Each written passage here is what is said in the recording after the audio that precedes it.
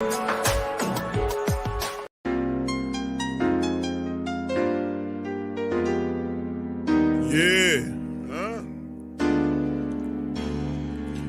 like Benson, I'm a who that. I'm a who that. Long as I'm living, I'm a who that. Lose or winning, I'm a who that. Sports coma, yeah, this is where we do that. Where we do that, where we do that, where we do that, where we do that, where we do that. Boogie like Benson, I'm a who that. I'm a who that. Sports coma, this is where we do that. Where we do that. Welcome, welcome, welcome. Somebody please better help. Running this thing like Elf. I thank God every day I'm not a felt.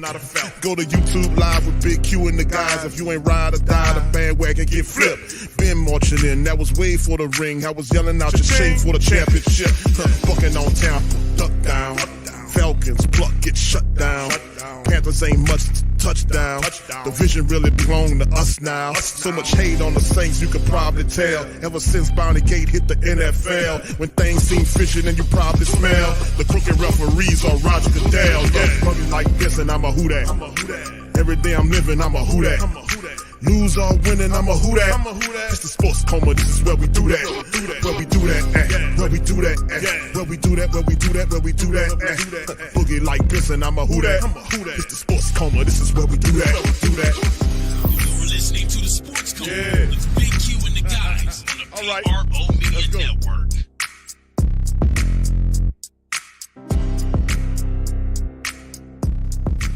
All right, shout out to the mighty Who Dat Nation, man. We up in this thing, Sports Coma, representing the fam. Much love. Like I've been saying for some time now, welcome, welcome, welcome. Now rocking with the Sports Coma with Big Q and the guys, where we have intense, entertaining, educating, and enlightening sport talk from your favorite sports fan. We up in this thing. Shout out to you guys. Thank y'all for chiming in on this Saturday afternoon. Happy afternoon, or happy Saturday, or happy damn weekend, because it was a long week. So I hope you guys are enjoying it, and we popping on in here to kind of enjoy it with you. So shout out to y'all. Thank y'all. Please feel free to hit the like button, hit the subscribe button. Feel free to share the show on your social media feed. We up in this thing. Shout out to the fam. We got a very special guest chiming with us in this episode of The Coma. My brother, Big Game James from the Big Game Sports Network is in here to talk about the Saints and the Bucs. Brother James is a former defensive lineman for the Tampa Bay Buccaneers. And who else better to talk about the Bucs and the Saints matchup besides Brother James? Brother James, how you doing, sir? Welcome on in. A pleasure when I get a chance to come on and talk Buccaneers football and NFC South football with you. So thanks a lot for having me on, man. I appreciate it. Oh, forever, man. It's always good to talk to you, my brother. And starting it off, bro, both of our clubs had some very interesting losses this past weekend, man, especially with the Saints being up on the Green Bay Packers and losing 18-7, dropping 18 points to this team in an 11-minute time span, which is what I called it during the live stream, an epic collapse. So we collapsed there. And then, of course, Green Bay played Detroit recently on the Monday night, and Detroit just showed everybody, listen, this the team right here. This team ain't hitting on nothing. This is who y'all had problems with. And they had Aaron Jones, Christian Watson, and all that kind of stuff. So we know what time that is. But kind of made us look a little worse. But now we have an opportunity to kind of see if we can get on the right side of that thing against your Bucs. But your Bucs also had a Monday night matchup against Philly. Yeah. And Philly did everything they could do. They ran it. They kind of demoralized. I think Tampa Bay's best portion of the team, to me, is the defense. And Philadelphia literally outclassed them. They were able to smush them on out the way with the running attack and all that kind of stuff. So just talk to me, bro, about the Tampa Bay Buccaneers, how they struggled in the loss and how they need to do what they need to do to fix it against the black and gold. Well, Q, coming into it, man, I knew that our week 3 matchup against the Eagles was going to be the key matchup. You know what I mean? Not to take anything away from Minnesota in week 1 or Chicago in week 2, but I knew for us to see if we were really hitting on all cylinders, week 3 was going to be the test on Monday Night Football. And we made DeAndre Swift look like, an all-pro. And I like Swift as a running back. He was great in Detroit, great at the University of Georgia, and 137 rushing yards, I think, or 157 rushing yards, what it was on Monday night. And then the real test, like I said, Baker Mayfield coming in. if Baker is not pressured, he's not a bad quarterback. And he had not been pressured a lot those first 2 games. And then to come back and Jordan Davis and Jalen Carter, those interior linemen, along with Cox and everybody else of Philadelphia, applied some pressure, had Baker Mayfield with happy feet. He turned it over, didn't have a lot of success, couldn't get Mike Evans the ball often. And, it showed in the final score with 25-11.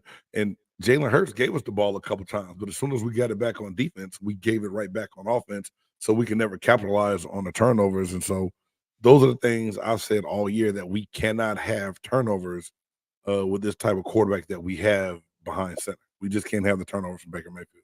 Right, and you had reservations. I remember we did the NFC South roundtable. You had reservations about what was going on with Baker Mayfield and whether or not Baker Mayfield could be the guy for the team. Now, of course, you 2-1 right now is not so bad, so a lot of people still thinking that he can remain there. But if things go south for Tampa Bay Buccaneers over the next several weeks, Kyle Trask get an opportunity, and I think Kyle Trask is the unknown.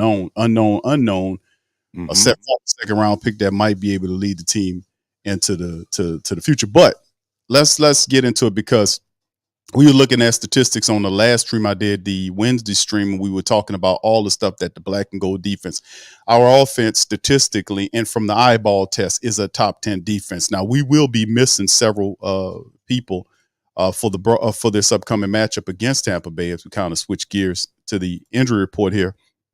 And this is the one that we got for Friday's injury report, showing that Jordan Howden, our young safety that we drafted, who was starting in the last game, is out with a finger issue. Derek Carr is questionable. Didn't practice Wednesday or Thursday, was limited.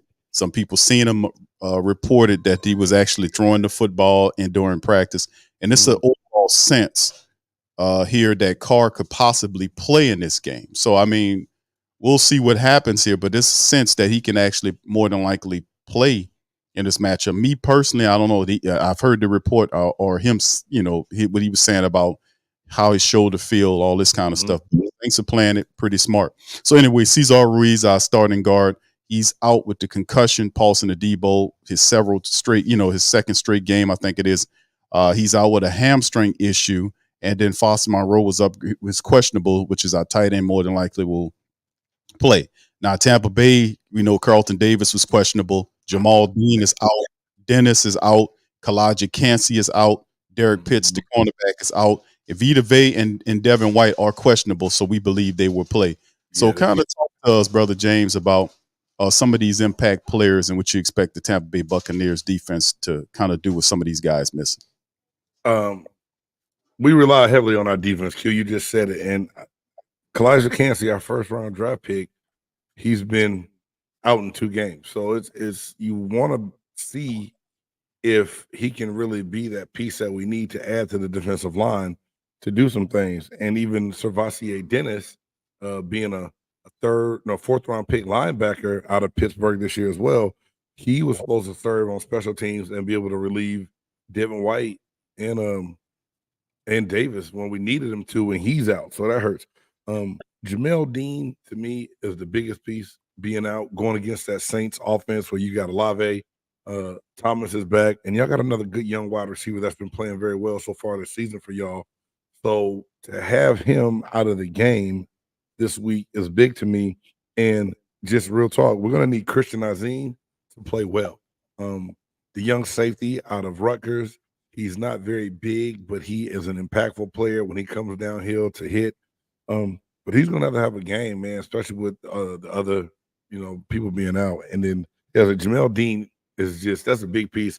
Like I said, especially with Olave and man, Thomas, I think is getting better every week for y'all, ready to get back to that old form. And then not to mention, your man Alvin Kamara gets to come back this week from the suspension. And, the Kalaja Cansey who's supposed to help be a force up front is not there. So we shall see, brother.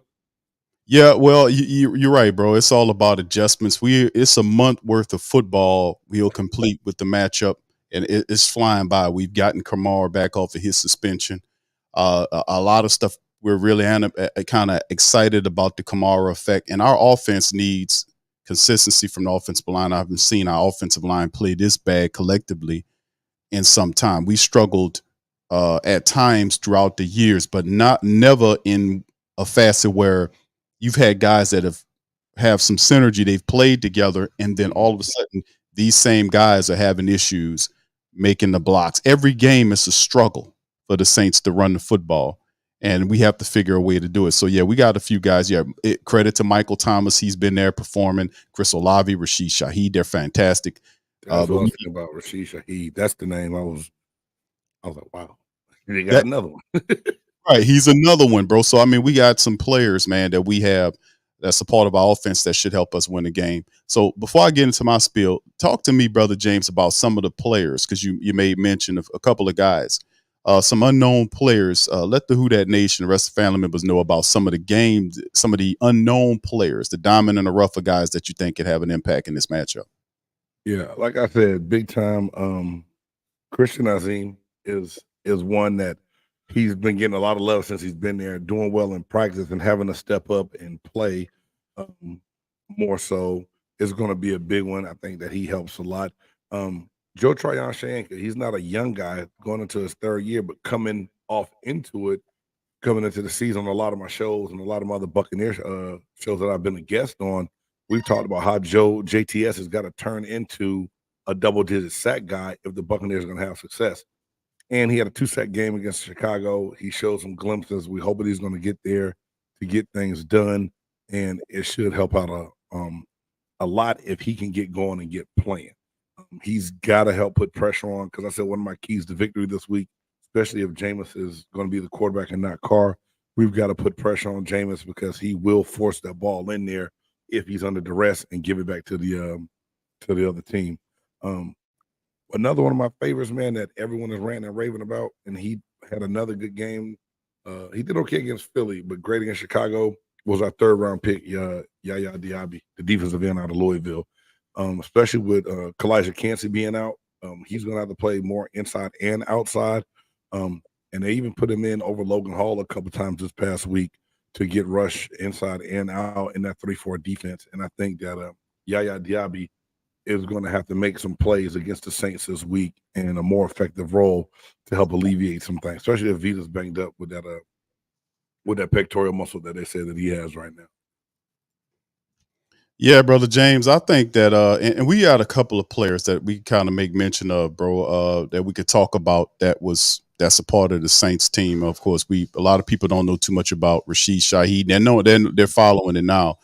Some of our unknown players, but guys like we like Alontae Taylor, another guy that's special that a lot of people going to know about real soon. So the Saints have a few diamonds in the rough players, but pretty sturdy guys that's really going to make names in themselves. Carl Granderson is another guy who's the opposite guy that ball. He had 5.5 sacks for the Saints last year. He's stepping up, doing some great things for him this year.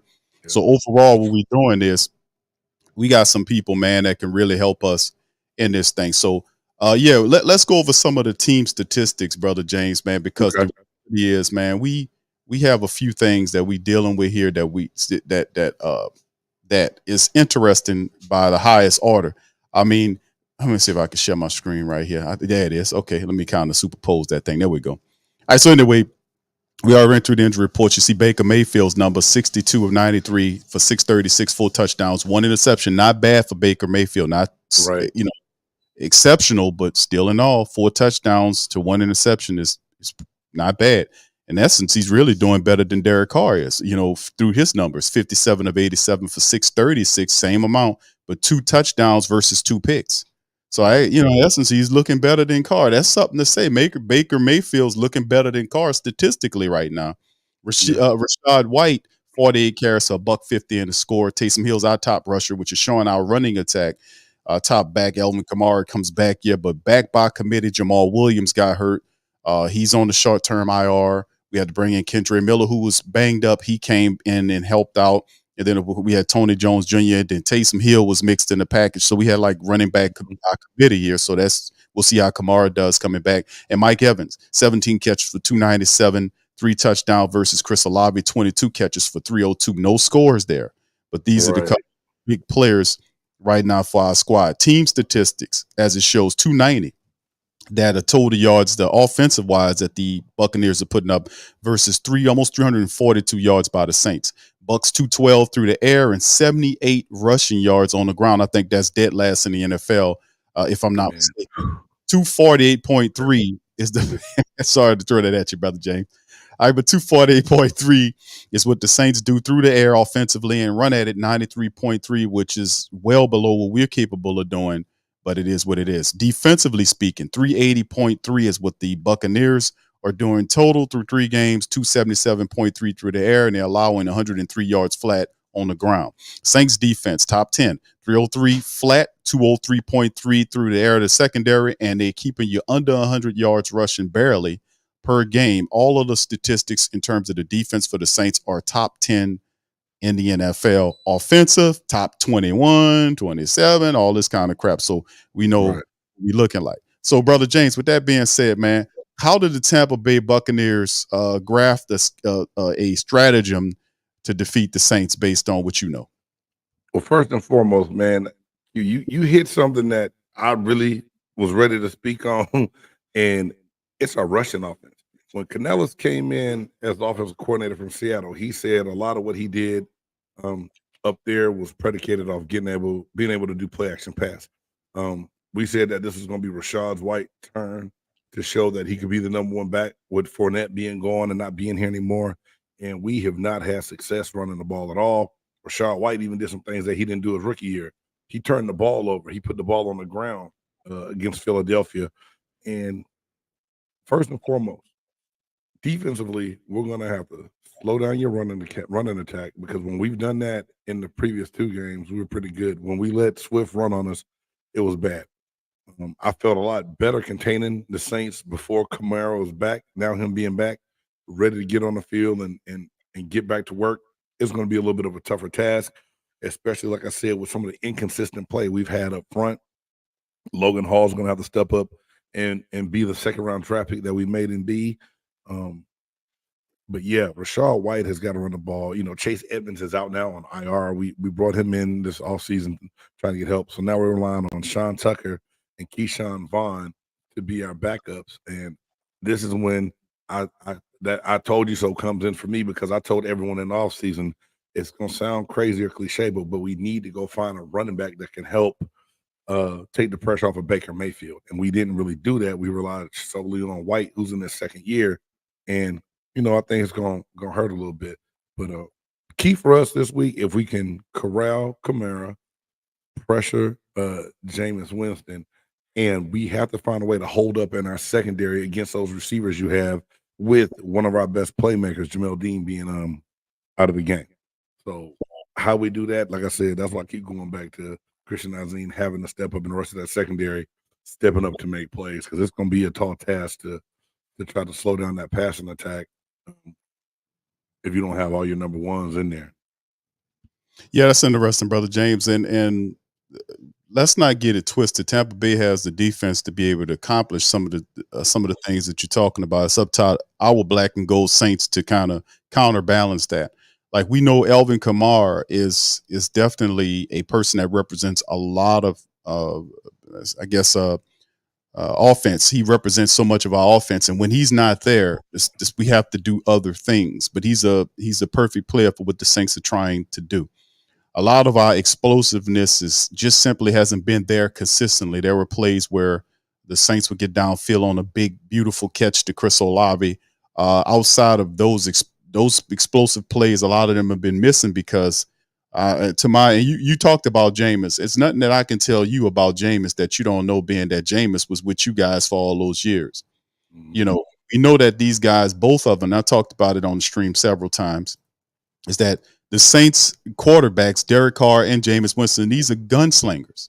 Their first thought is to get the ball downfield. I tape the film work on Patreon all the time, and the first thing you see with Derek Carr he's holding on to the ball. When he got sacked on the play where he got hurt and the guy threw him down, Rasheem Gary, he was holding on to the ball too long. The Saints offensive line bought him enough time to get rid of that ball. He had Graham, that was flashing 5 yards in front of him, and he's steady looking deep for a Yeah, deep he shot. didn't want to dump it. He didn't want to dump it. He wanted the home run. You want the home run. You got to fight those urgencies. That's the thing about being a good quarterback that I've noticed. We've seen that with Drew Brees too. Sometimes you got to be a check down king, but sooner or later the defense will present a opportunity for you to throw the deep ball. You got to be patient. Right. So I mean, we've seen that happen here. Whether it's Carr or Jameis, they're both gunslingers. We understand that Jameis' last matchup, I think the last time he played was against this Tampa Bay Buccaneers team when Devin White pulled him down and hurt him. So if he does play, this could be a bit of a revenge for the Saints, up against this Tampa Bay Buccaneers team. My thing is the Saints haven't ran the ball at all pretty well. We know that you're talking about with Tampa Bay Buccaneers. I was paying attention to that. I was like, yeah, I like the running back, but the running attack hasn't been where it's supposed to be. It's in terms of statistically, it's the worst in the NFL. Let's continue that. And the Saints are a very good defense, and I think they will do that. A lot of it has to be pressured. The matchup against Green Bay, we didn't get but one sack, and that was a blitz from the cornerback or the nickelback position where Alontae Taylor got in there and got the sack on him.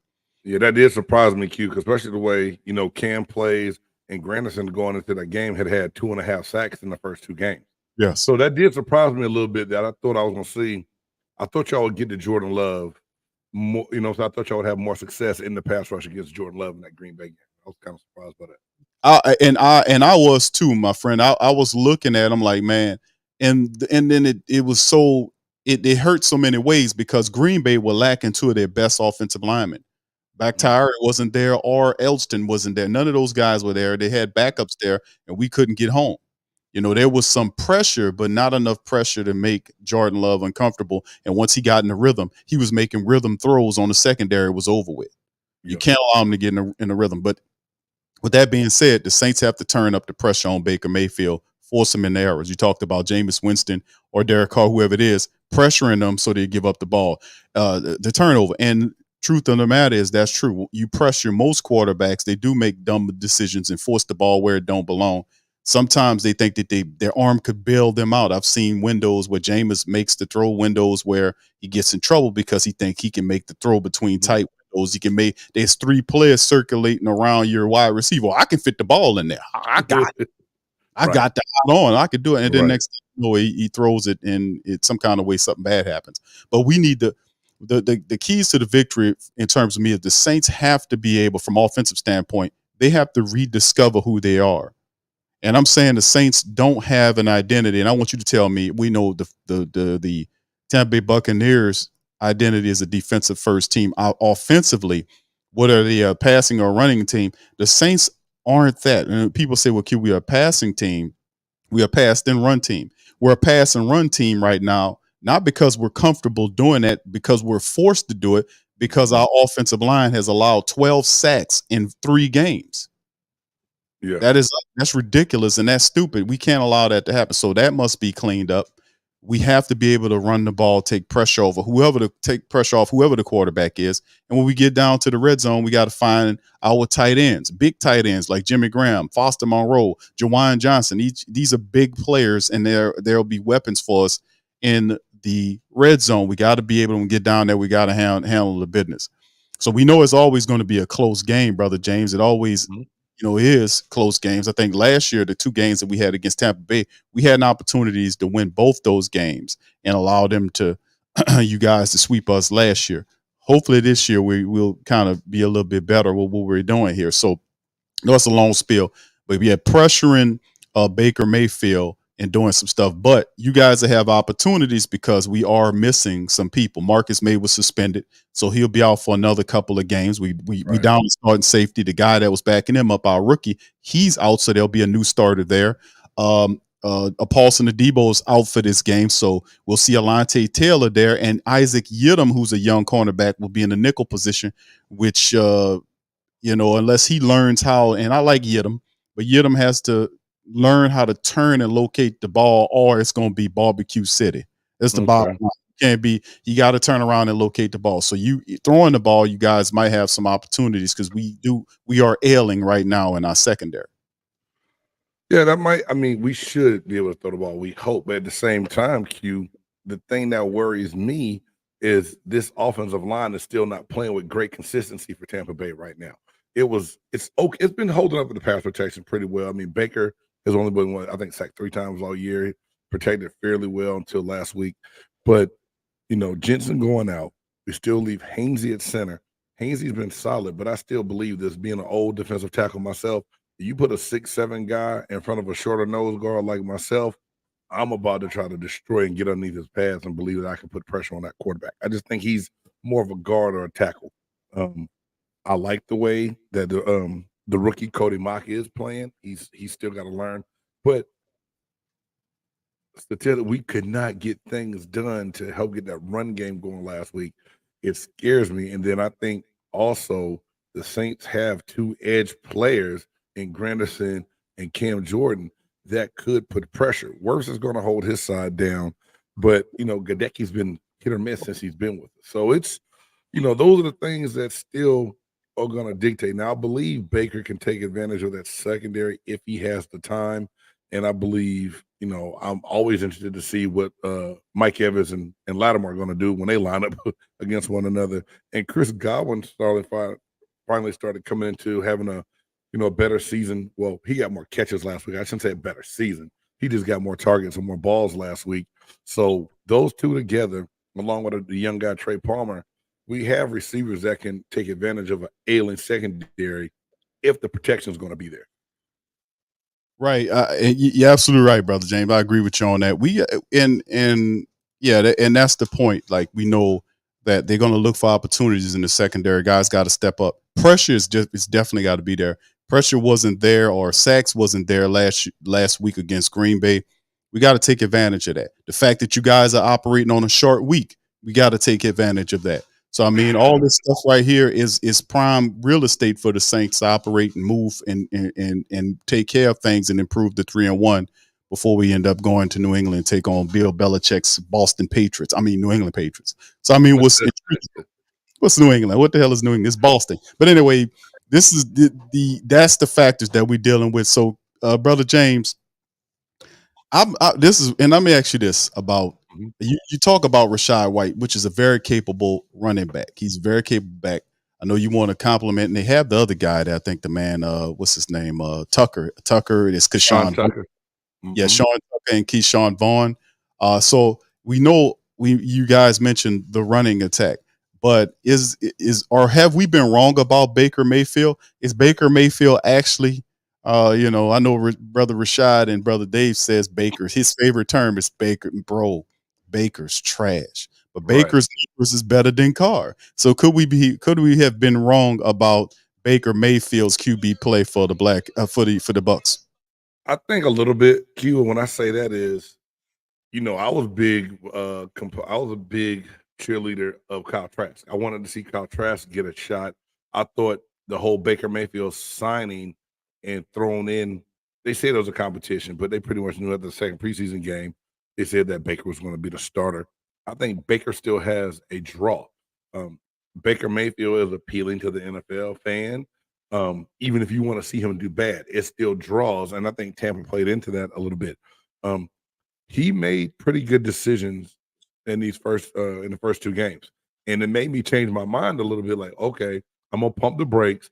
I'm going to give Baker a chance to see how he really plays and see if he turns a new leaf. Because I do think, and not to go back to what was in the past, when Baker Mayfield went to Carolina, I still think they wanted, in Matt Rule's offense, they were going to ask him to do more than what he probably should have been doing, and it was a bad outcome. I think Canales, trying to be a little bit more conservative, is not going to ask Baker to do too much. Ask him to make the easy reads. Cade Otton is proven that he's going to be a dependable young tight end in the NFL. I think he's going to be good for us. So I believe Baker can get it done if protected. And I know that sounds cliche, like everybody says that, well, if the quarterback stands upright, he'll be good. We see some guys stand upright and still make bad decisions and throw bad balls. I think Baker is capable of getting it done if he's not asked to do too much and he is allowed to use his legs just a little bit. Yeah, and that's what I was saying, James. Like, okay, we look at the statistics between Baker Mayfield. I had him on the screen just a moment ago, and then you kind of look at Carr statistics. And even though a lot of people believe they're in 2 different NFL worlds or and abilities right now, you see what Derek Carr is doing, and statistically speaking, the numbers favor Baker Mayfield. But usually in 4 games, bro, a month, and we know, Brother James, how this goes in terms of you go through the preseason, training camp, preseason, and the starters rarely play more than a series or 2 during the preseason. So when the regular season comes, you're gonna see a lot of, the first several weeks, you're gonna see a lot of ugly football, a lot of real ugly football. There's gonna be a lot of error-filled football. Guys gotta, get used to playing next to each other and tendencies and all that kind of getting the game plan down, knowing which plays they want to roll with and how everything goes. But usually right around that 3 to 4 week mark is when you start seeing the good teams start finding out who they are and executing. And that's what I'm looking at for the Saints. After a big letdown against the Green Bay game where they just totally imploded, which was just horrendous and awful and just all kind of bad stuff. You get a team on a short week. You get a team, that has some issues offensively. They have some issues running the football. This is one of the games where you expect the Saints, and they're coming into our building here. We don't have to travel to theirs. We expect the Saints to have a big outcome. So before we leave, Brother James, I wanted to just kind of give me your thoughts on that, and also how you think the game plays out, and give me a score prediction, if you please. All right, not a problem, Q, at all. First and foremost, man, and I know I'm not just saying this, and Rashad and Dave and Big Country might get mad at me, but I honestly believe after watching these first 3 weeks of football, I believe that the Saints and Buccaneers, whoever can win, but these division games, I think have the best chance of winning the division. I just honestly believe that. If we can go in on the road, keep our poise and protect our quarterback, I do think that the Buccaneers can come out victorious, but I don't see this being no high-scoring game. I don't know why, especially if y'all are limited to Jameis being your quarterback and hold up in the secondary. I think we'll get the pass rusher we need. I'm going to say 21-17 Buccaneers hold on to win this game in the Mercedes-Benz Dome. All right. So that'll definitely kind of get things moving and turning, because that means that Baker squad will be 3-1, and I'm pretty sure that a lot of people in the NFL world did not see the Tampa Bay Buccaneers having a 3-1 record after a month worth of football, and the Carolina Panthers sitting up there at 0-3. Yeah. So just not to take a shot at my boy Dave and Rashad, but I'm just saying, Shad, bro, you and Dave, man, y'all club sitting up there over 0-3. Could be 0-4 next week, brother.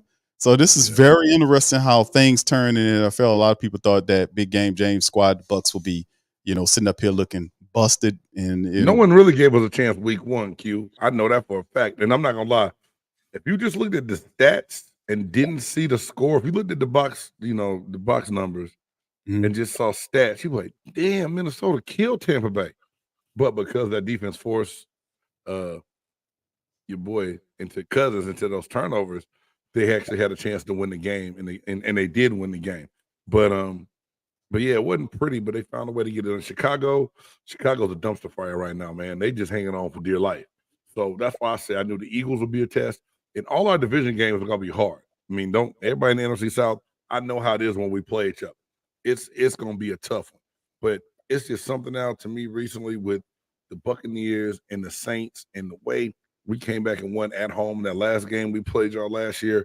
It's just like, I know it's a bad taste in the Saints' mouth, and they want to win this game. And if Jameis does play, he has something to prove, especially with being hurt last year against Tampa.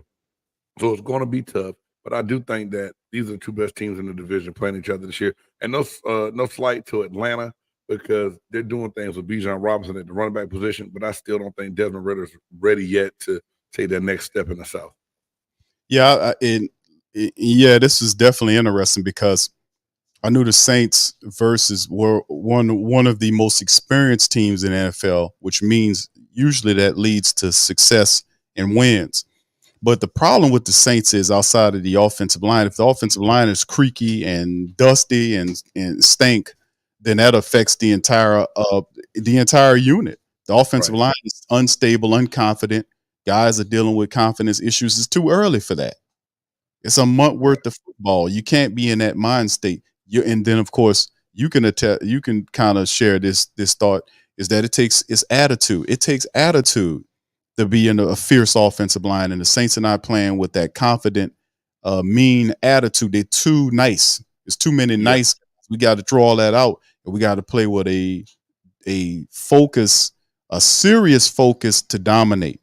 And this is the game which I'm thinking that the Green Bay game could be a catalyst insofar as to galvanize the Saints offensive line, which in turn will help the team move, whether it's Carr or Jameis Winston in there, regardless of what's going on. It should be a W for the black and gold strictly because of the fact that, if Jameis is the guy, Jameis knows the system better than Carr does because he's been here for 3 years. So regardless of who it is that's there, they got to perform.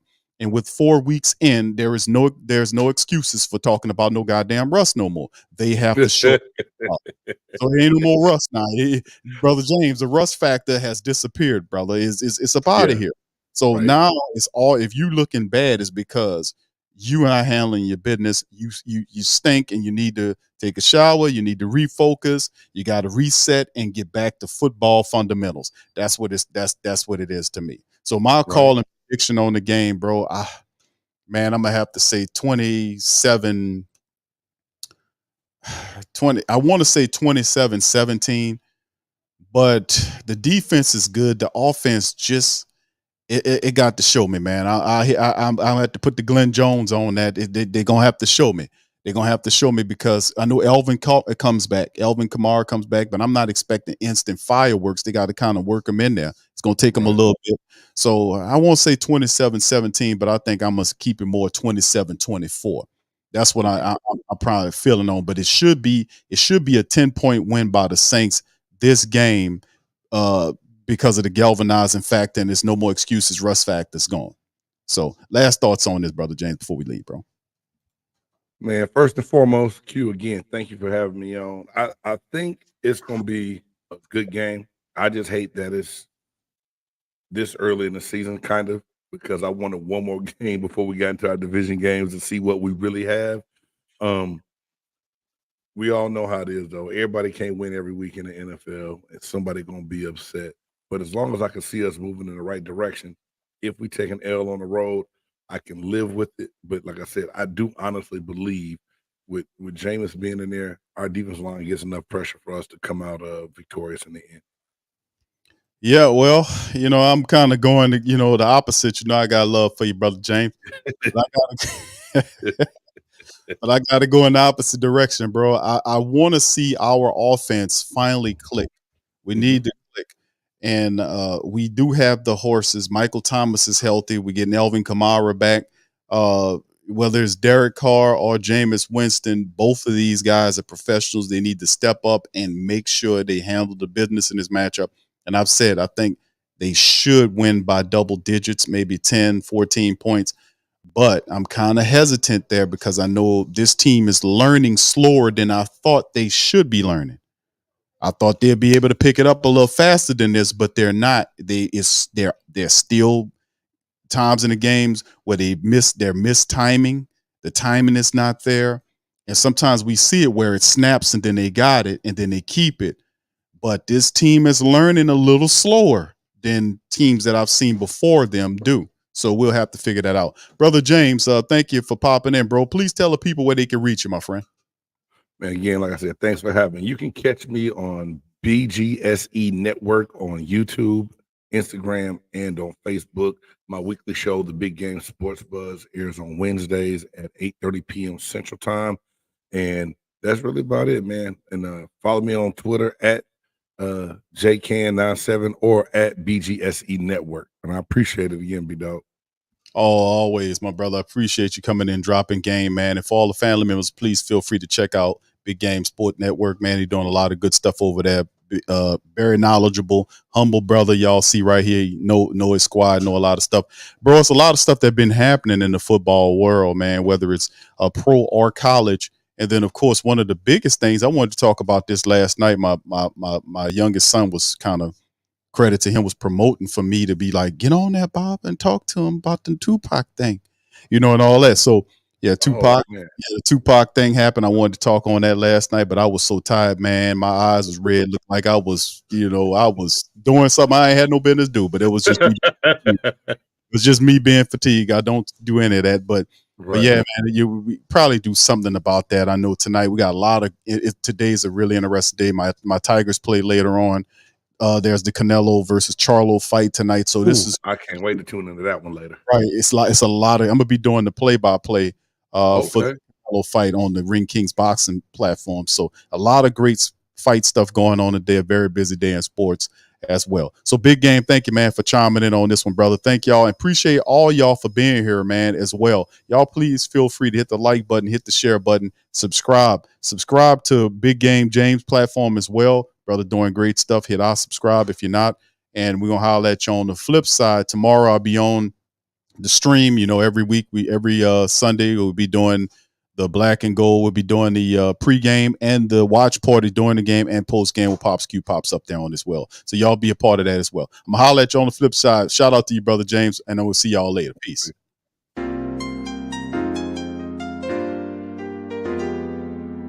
Yeah. Boogie like Benson, I'm a who that. I'm a who that. Long as I'm living, I'm a who that. Lose or winning, I'm a who that.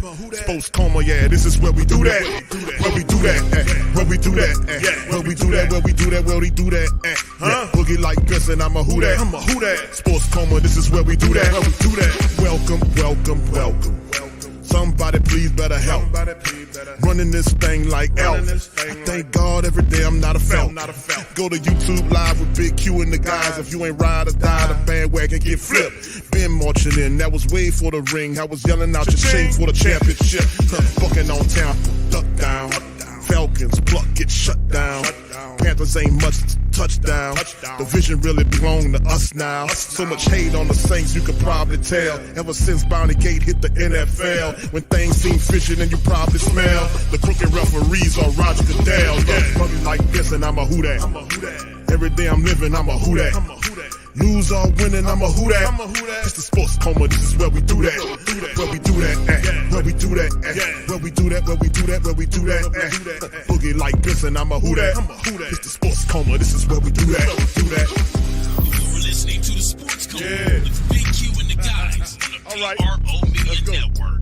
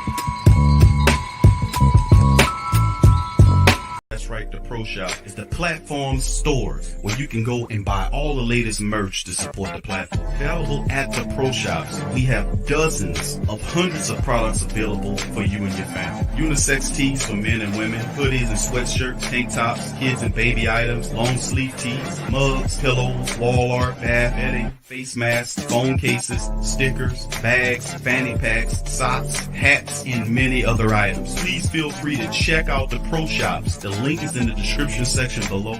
TheWhoThatDaily.com. That's right, TheWhoThatDaily.com. Your one-stop shop for everything New Orleans Saints, New Orleans Pelicans, LSU Tigers, even the top flight boxing news. So if you're a Who That and you're looking for a place to stay up on your team, TheWhoThatDaily.com is your site. TheWhoThatDaily.com for the sport Who That in all of it.